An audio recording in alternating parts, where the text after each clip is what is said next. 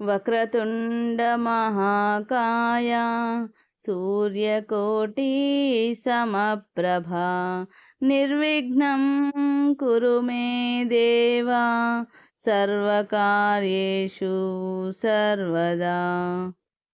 గురుబ్రహ్మా గురుర్విష్ణుః గురుర్దేవో మహేశ్వరః గురుః సాక్షాత్ పరబ్రహ్మ తస్మై శ్రీ గురవే నమః.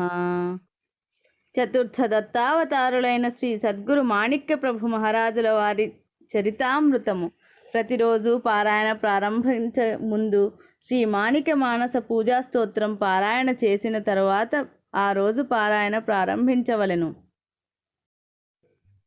శ్రీ మాణిక్య ప్రభు చరితామృతం 19వ రోజు పారాయణం. ఇంకొక చరిత్రకారుడు ఇంకో విధంగా రాశారు.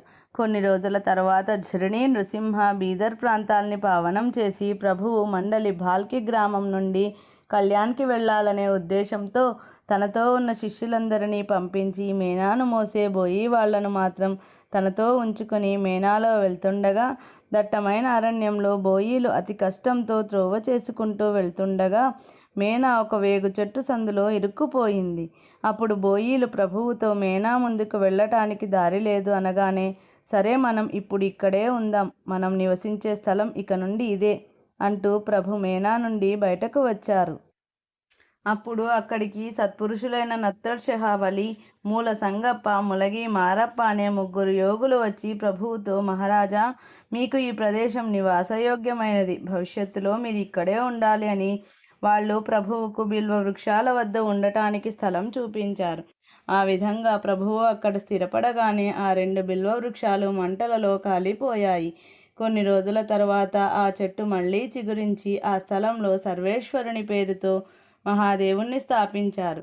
ఆ ప్రదేశాన్ని మనం ఇప్పటికీ చూడవచ్చు. ఇలా 2 చరిత్రకారులు ప్రభు ఈ ప్రదేశానికి రావడానికి కారణం చెబుతారు. కానీ ఇద్దరి విషయంలో ప్రభు ఇక్కడికి ఇంతకు ముందు 2-3 సార్లు వచ్చారని తెలుస్తుంది. అందువల్ల ప్రభువుకి ఈ స్థలం యొక్క మహత్యం తెలుసు. నీటి వసతి, విశాలమైన ప్రదేశం చూసి ఇష్టపడ్డారేమో. ఈ నిర్జన సుందర ప్రదేశం దొంగలకు నివాసమై, అపవిత్రమై, పాప కార్యాలతో భయంకర రూపం సంతరించుకుంటుందని ప్రభువుకి ముందే తెలిసి ప్రభువు ఈ ప్రదేశాన్ని పావనం చేయాలని, ఇక్కడే ఉండాలని అనుకున్నారు. ప్రభువుతో ఉన్న శిష్యులకు మాత్రం ఈ ప్రదేశం నచ్చలేదు. వాళ్ళు అనేక విధాలుగా ప్రభువుకి ఇంకొక ప్రదేశానికి వెళ్దామని నచ్చచెప్పారు. కానీ ప్రభువు అక్కడి నుండి కదలలేదు. ప్రభు యొక్క అవతారంలో అత్యంత మహత్తరమైన భాగం అంటే పతితోద్ధారణ చేయటానికి యోగ్యమైన ఆ ప్రదేశం పాపకృత్యాలతో నిండిపోయి ఉంది. అందుకని దానిని ఉద్ధరించడం యోగ్యమైన విషయం. ప్రదేశం మాత్రమే పవిత్రం చేయడం కాకుండా అక్కడి మనుష్యుల పాప ప్రవృత్తిని కూడా నశింపజేయటం కూడా అంతే మహత్వమైన విషయం. ఇలాంటి 2 మహత్తరమైన పనులను ప్రభువు ఏ విధంగా నిర్వహించారో ముందు కథాభాగంలో వివరించబడుతుంది. ఏ కారణం వల్ల అయితేనేమి ప్రభువు బిల్వ వృక్షం కింద కూర్చొని ఉన్నారన్న వర్తమానం అలా అన్ని పల్లెటూళ్లతో పాటు హుమనాబాదులో కూడా వ్యాపించింది. ప్రభువు యొక్క కీర్తి ఆ సమయంలో దశ దిశలా వ్యాపించి ఉండెను. ప్రభు కళ్యాణ్ నుండి వెళ్ళిన తర్వాత మొదట అమృతకుండము వద్ద కొన్ని నెలలు నివసించి మణిచూల పర్వతంపై ఉన్న సుమారు అన్ని ప్రేక్షణీయ స్థలాలు, తీర్థాలు దర్శించారు. అప్పటికి పూర్తి ఒక పుష్కరం గడిచింది. ఆ సమయానికి ప్రభువు యొక్క వయసు సుమారు 28 సంవత్సరాలుండేది. ప్రభువు మనస్సులో ఈ వయస్సులో ఎక్కడైనా స్థిరంగా ఉండాలనుకుని ఇక్కడి యోగ్యమైన అనుకూల పరిస్థితిని చూసి ప్రభువు అక్కడ ఉన్న కట్టపై కూర్చొని ఆనందంతో ఓలలాడారు. గాలి, ఎండ, వాన మొదలైన వాటి గురించి ప్రభువు ఎప్పుడూ ఆలోచించలేదు. ఇప్పుడు ఆలోచించి ప్రయోజనం లేదు. ప్రభువు ఇక్కడియే నివసిస్తారని ఇతరులెవరికీ ఇంకా తెలియలేదు. ప్రభువు ఇక్కడికి వచ్చి కూర్చున్నారని తెలియగానే జనం తండోపతండాలుగా రాసాగారు. హుమనాబాద్కి చెందిన పెద్ద పెద్ద వ్యాపారులు, నవాబులు దర్శనానికి రాసాగారు. దేవాలయ ప్రాంగణం శుభ్రపరచడం జరిగింది. పెద్ద పెద్ద దుకాణాలు వెలిశాయి. 4 దిక్కులా జాతరలాగా కనిపించేది. దేవుని పూజ, అర్చన, అభిషేకం జరగసాగాయి. చక్కెర కనిపించగానే చీమలు ఎలా మొదలవుతాయో అలా అంతటా జనం కనిపించసాగారు. ప్రభువు శిష్యులు ముందు వెళ్ళిపోయిన వారు ఈ విషయం తెలియగానే తిరిగి వచ్చారు. ప్రభువు గద్దెపై కూర్చొని ఉన్నారు. జనం దర్శనం కోసం బారులు తీరారు. ఆ విధంగా పైకప్పు లేని కట్టపై ఎన్నో రోజులు కూర్చున్నారు. ఎండ, వాన మొదలైన వాటి నుండి రక్షించడానికి ఏదైనా ఆసరా కల్పించాలని ప్రభువు నుండి శిష్యులు అనుమతి తీసుకున్నారు. వెంకమ్మ ఇలాగే ఇంకొక చెట్టు క్రింద కూర్చుండిపోయింది. నిత్యశ్రీ నిత్యమంగళం ఎల్లకాలం నడిచేది. భక్తులకు దర్శనం ఇచ్చి వాళ్ళ మనోవాంఛలను తీరుస్తూ మానసిక పీడలను నివారణ చేసే ప్రభువుపై భక్తులకు అపారమైన ప్రేమ ఉండేది. ప్రభువు సమక్షంలో అన్నపానీయాలు కూడా వారికి గుర్తుకు వచ్చేవి కాదు. ప్రభు మహారాజ్ ఆ స్థలంలో వచ్చి కూర్చున్న తర్వాత కొన్ని రోజుల్లోనే ఆ స్థలానికి పవిత్రత వచ్చింది.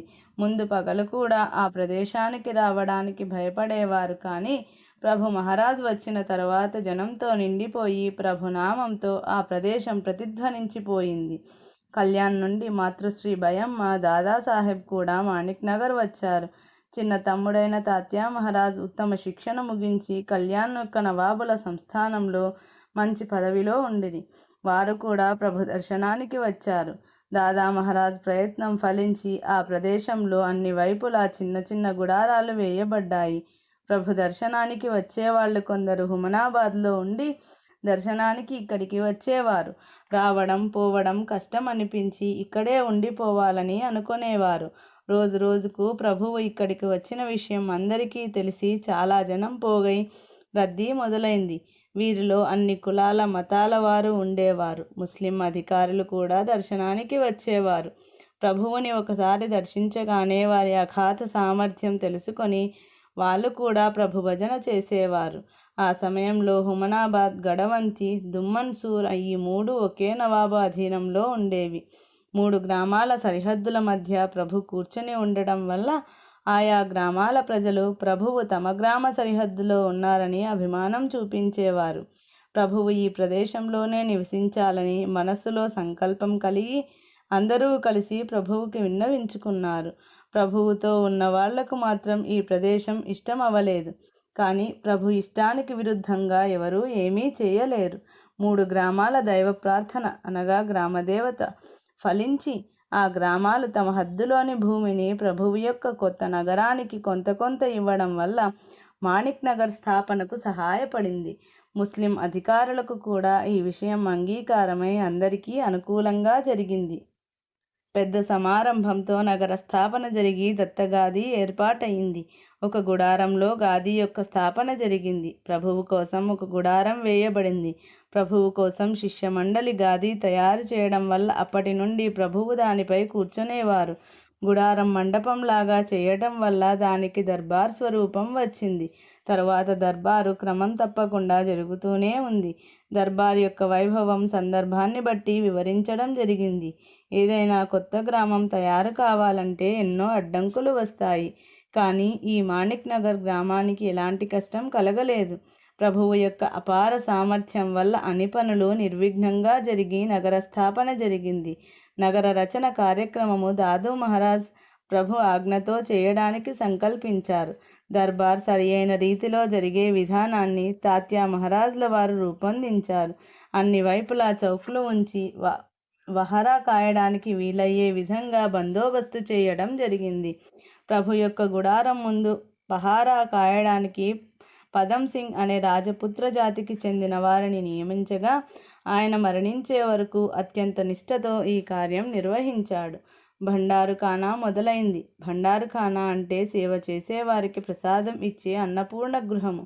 భండారుఖానాలో మొదటి నుంచి మూర్తీభవించిన అన్నపూర్ణ నివసించసాగింది. అన్నపూర్ణాదేవి యొక్క సాక్షాత్కారం ఇప్పటికీ ఇక్కడ అనుభవంలోకి వస్తుంది. భండారుఖానాలో నిత్యం 1000 మందికి అన్నం వండబడేది. కానీ ప్రభువు పంక్తిలో కూర్చొని ఎప్పుడూ భోజనం చేసేవారు కాదు. పంచభక్ష్య పరమాన్నాలతో భక్తజనుల కోసం చేసినవి ప్రభువు ఎప్పుడూ తినేవారు కాదు. ప్రభువు జోలిలో వచ్చిన అన్నంలో నుండి రొట్టెను తీసుకుని ఆకలి తీర్చుకునేవారు. 2 బ్రహ్మచారులు హుమనాబాద్ వెళ్ళి వండిన వాటిని భిక్షగా తీసుకొచ్చిన జోలీలోని పదార్థాలే గాదికి ముఖ్యం నైవేద్యం. ఆ జోలీలోని జొన్న రొట్టె, వెల్లుల్లి వేసి చేసిన పల్లీల పొడి ప్రభువుకి ఇష్టమైన పదార్థాలు. రాజైశ్వర్యాలు, అష్టసిద్ధులు ప్రభువు ముందు చేతులు కట్టుకొని నిలబడ్డా కూడా ప్రభువు వారిని విరక్తితో చూడటంతో ఆవగింజంత కూడా తేడా కనిపించదు. జోలి హుమనాబాద్కు మాత్రమే వెళ్ళేది. హుమనాబాద్కు చెందిన బ్రాహ్మణులు ప్రేమతో జోలి కోసం ఎదురు చూస్తూ రోజు కొత్త కొత్త పదార్థాలను తయారు చేసి ప్రభువు తినాలని జోలిలో వేసేవారు. ఈ జోలిని ప్రజలు అత్యంత ఆదరంతో చూసేవారు. జోలిపై ఇప్పటికీ ప్రజలకు భక్తి అలాగే ఉంది. ఇతర గ్రామాల ప్రజలు రుచికరమైన పదార్థాలు చేసుకుని తలపై పెట్టుకుని 4 క్రోసుల దూరం నుండి నడుచుకుంటూ వచ్చి ప్రభువుకు నివేదించేవారు. ప్రభువు ప్రేమతో వాటిని స్వీకరించి తినకుండా కళ్ళతో మాత్రమే చూసి చాలా బాగున్నాయని అనేవారు. ప్రభు ఆజ్ఞతో వారు చెప్పిన ఇళ్లలోకే జోలి తిరిగేది. కొత్తగా ఏదైనా ఇళ్లవాళ్ళు జోలి వేయాలనుకుంటే ప్రభువు ఆజ్ఞ తీసుకోవాల్సి ఉండేది. ఒకసారి అందరి దృష్టిలో ఎవరైనా దోషి అయితే శిక్షగా ఆ ఇంటికి జోలి వెళ్ళకపోవడం తాత్కాలికంగా జరిగేది. తిరిగి ప్రభువు వద్ద ఆజ్ఞ తీసుకోవాల్సి వచ్చేది. దానికి సంబంధించిన ఒక సంఘటన ఇలా జరిగింది. నానాశాస్త్రి అనే ఒక పేరుగల బ్రాహ్మణ గృహస్థుడు ప్రభు భక్తులుగా ఉండేవారు. ఎవరినో నిందించిన కారణంగా ఇంటికి జోలి వెళ్ళలేదు. ఆయన బయటికి వెళ్ళి రాగానే ఈ విషయం ఆయనకు ఇంటి ముందు బావి దగ్గర కాళ్ళు కడుక్కుంటుండగా తెలిసింది. ఆయన జోలి తిరిగి తమ ఇంటికి వచ్చే వరకు ఇంట్లో కాలు పెట్టను మరియు భోజనం చేయననే నిగ్రహంతో 6 రోజులు ఉపవాసం చేశారు. అది తెలిసి దీక్షిత్ మండలి తిరిగి జోలి పునఃప్రారంభించారు. అప్పుడు ఆయన అన్నం తిన్నారు. జోలియే సంస్థానము యొక్క కామధేనువై భండారుకానా అన్నపూర్ణ గృహమై ఉన్నది. ఈ జోలియే ప్రభు సమాధికి నైవేద్యము. ఈ భండారుకానాలోనే ఇప్పటి వరకు లక్షల మంది సంతృప్తులయ్యారు అవుతున్నారు. ప్రభువు యొక్క సమావేశ స్థలం ముఖచిత్రంలో చూపించినట్లుగా రాజవైభవంతో ఉండేది. అది ఎప్పుడూ ఆనందసాగరంలో తేలుతున్నట్లుగా కనిపించేది. వారి మాట అత్యంత మృదుమధురంగా ఉండేది. ఎప్పుడూ వినోదభరితంగా నడిచేది. ప్రభు భాషణ ఇతర ధర్మాలపై కూడా అంతే సమానంగా ఉండేది. వారు ఎప్పుడు వాహ్వా వాహ్వా అంటూ ఉండేవారు. ఆ కాలంలో హుమనాబాద్లో గులాం ముస్తఫా ఖాన్ అనే తాలూకుదారు ఉండేవారు. ఆయన ఆజ్ఞలు అత్యంత కఠినంగా ఉండేవి. ఆయన ప్రభు కీర్తి విని దర్శనం కోసం వచ్చారు. చాలాసేపు ప్రభువుతో సంభాషించిన తరువాత సంతృప్తులయ్యారు. ఇలాంటి యోగి ప్రపంచంలో ఇంకొకరు దొరకడం సాధ్యం కాదని అతనికి గట్టి నమ్మకం. ఒక మౌల్వీకి ఉండాల్సిన జ్ఞానం కంటే ఉర్దూ, పార్సీలో ప్రభువుకి ఉన్న జ్ఞానం చూసి చకితులయ్యారు. ముస్లిం ధర్మం యొక్క రహస్యం ప్రభువుకే తెలిసిందని ఆయనకు అనిపించింది. ప్రభువుపై అత్యంత అభిమానం ఏర్పడింది. కానీ తను ముస్లిం, ప్రభువు హిందూ అని ఆయన మరువలేదు. ప్రభువు ముస్లిం అయితే బాగుండేది అని అతనికి అనిపించింది.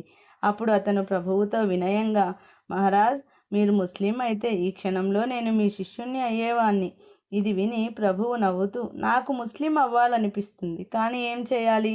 రబుల్ ఆల్మీన్ ఇలా అల్లా ఖురాన్లో అన్నారు, ఇది మాత్రం నాకు తెలుసు. కానీ రబుల్ ముసల్మీన్ అన్నారని ఎక్కడా నాకు కనిపించలేదు. ఈ మాట అబద్ధమైతే నాకు తెలపండి. ఇది వినగానే ఆ ముస్లిం ఏ జవాబు ఇవ్వలేక సిగ్గుతో తలవంచుకున్నాడు. ఈ సమాధానం అత్యంత మర్మమైనది. రబుల్ అల్మీన్ అంటే విశ్వం యొక్క అధిపతి. రబుల్ ముసల్మీన్ అంటే కేవలం ముసల్మానులకే అధిపతి. పరమేశ్వరుడు సంపూర్ణ జగత్తుకే అధిపతి. కానీ హఠవాదులు తమ ధర్మ మతాభిమానంతో అంధులై తమ ధర్మమే గొప్పదని, ఇతరులది కాదని నమ్ముతూ వస్తారు. ఇలాంటి వారు ప్రభువు సమాధానం విన్న తరువాత ఆలోచించాలి. ఇది శ్రీ మాణిక్య ప్రభు చరితామృతము 19వ రోజు పారాయణం సంపూర్ణం. మంగళాచరణము. శ్రీ మాణిక్య బిరుదావళి. శ్రీ భక్త కార్యకల్పద్రుమ గురు సార్వభౌమ శ్రీమద్రాజాదిరాజ యోగి మహారాజ త్రిభువనానంద అద్వైత అభేద నిరంజన నిర్గుణ నిరాలంబ పరిపూర్ణ సదోదిత సకలమత స్థాపిత శ్రీ సద్గురు మాణిక్య ప్రభు మహారాజ్ కీ జై.